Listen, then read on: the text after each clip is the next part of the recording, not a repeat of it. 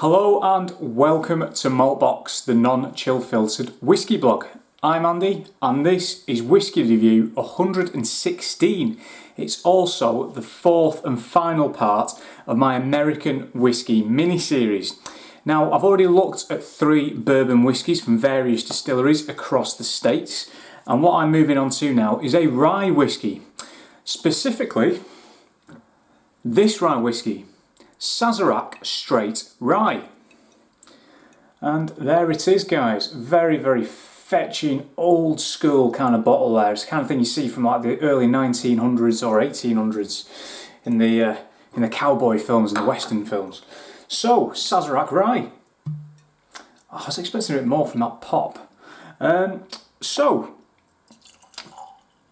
Rye, so named after the Sazerac bar in New Orleans. Used to be a coffee house until a certain individual, a Mr. Handy, purchased it back in the 1800s. And basically they used to serve a cocktail there called the Sazerac, and it used to be made using cognac. However, it started using rye instead. And traditionally that's kind of what it's still made using today.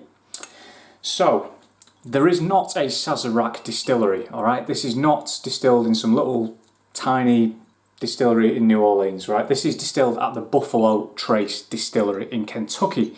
So this is a straight rye whiskey. It is bottled at 45%. There it is at the bottom there, guys. Again, really lovely kind of bottle shape, proper classic. Now, this will set you back here in the UK roughly 40 quid.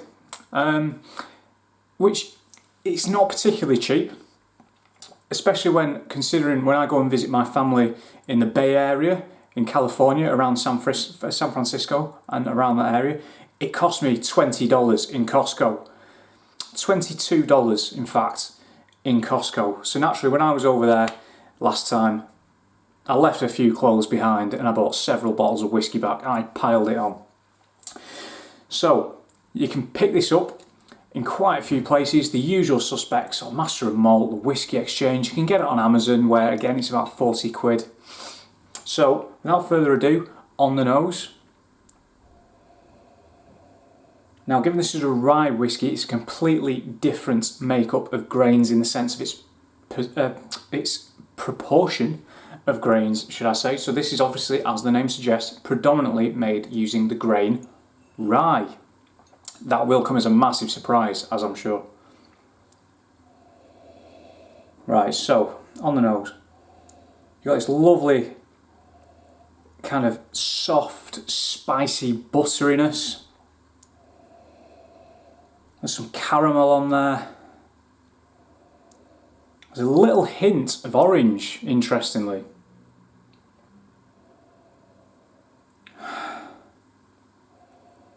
A lot of spice coming back now on the back of the nose. Bit of vanilla. But ultimately, I think for me there's that lovely sort of like spiciness mixed with that orange peel and the sort of like caramelly note. Really, really quite pleasant. It's not hot on the nose, it doesn't burn. All my nostril hairs remain intact. So, on the colour there, obviously it's natural colour. Some nice slow legs going down the glass there. Try and move my head out of the way. It's not going to work. Okay, on the palate.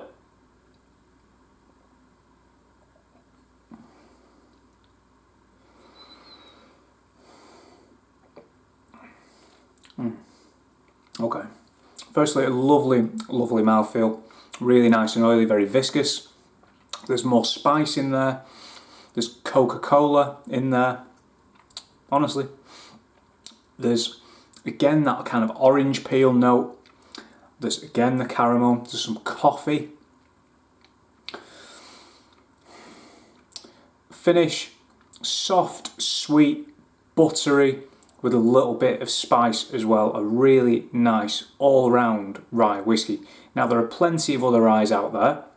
Sazerac's probably one of the more popular ones, mainly due to A, Buffalo Trace's ability to produce such quantities of it, and B, because it's got similar distribution channels given its parentage. And also, it's not half bad. It's not half bad. I mean, I've also got a bottle of, I'm just trying to look at the shelf, I've got a Boutique Whiskey Company rye from James E. Pepper. I've got a Rittenhouse rye, bottled in bond, they're 50%, and a couple of others up there as well I can't see. But ultimately, the one that I tend to drink the most of is this, because it's very approachable. I know that I'll be able to find another bottle of it quite easily. And, for me, quite importantly, it goes very well in cocktails. And speaking of which, after this video, what I'll be doing is I will be making the final instalment alongside the American Whiskey series of Mix It with Maltbox in its current form. And what I will be making with this, despite the fact it's the Sazerac Rye, it might annoy a few people, I'm not going to make a Sazerac. I'm going to make something kind of simple. I'm going to make a Manhattan cocktail.